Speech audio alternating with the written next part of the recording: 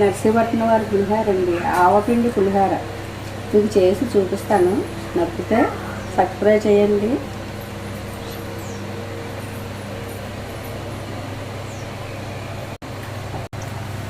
First మనకి సరిపడా చింతపండుని ఒక బౌల్లో నానబెట్టుకోవాలి.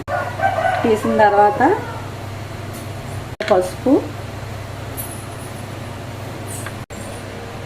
పసుపు తర్వాత సరిపడా ఉప్పు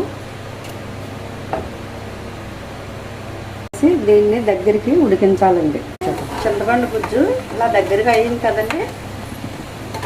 తర్వాత ఇవి ఒక అరకిలో బియ్యానికి కరివేపాకు, శనగపప్పు, పోపులు, తర్వాత పలుకులు, పచ్చిమిర్చి, అల్లం, ఎండుమిర్చి.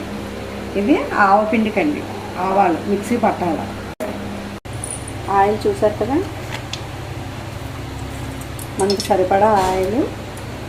కళాయిలు పలుకులు ఉన్నాయి కదండి, ఇవి ఆయిల్ మరిగిన తర్వాత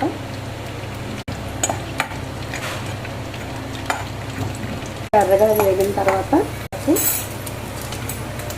ఆవాలు, మినపప్పు, కరివేపాకు,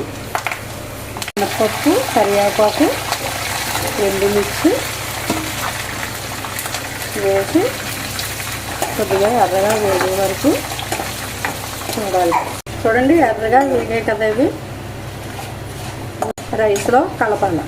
వండిన రైస్ ఉంది కదా, ఇది ఒక ప్లేసులో వండుకోవాలి.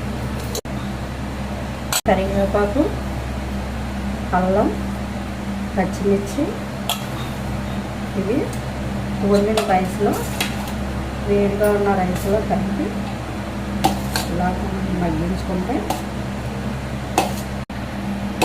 ఇలా ఈ రైస్లో కలపాలి.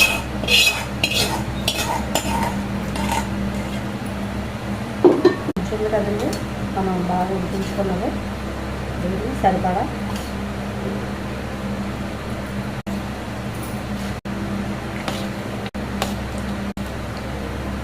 ఇప్పుడు ఆవపిండి ఉంది కదండి, దీనికి సరిపడా వేసుకోవాలి.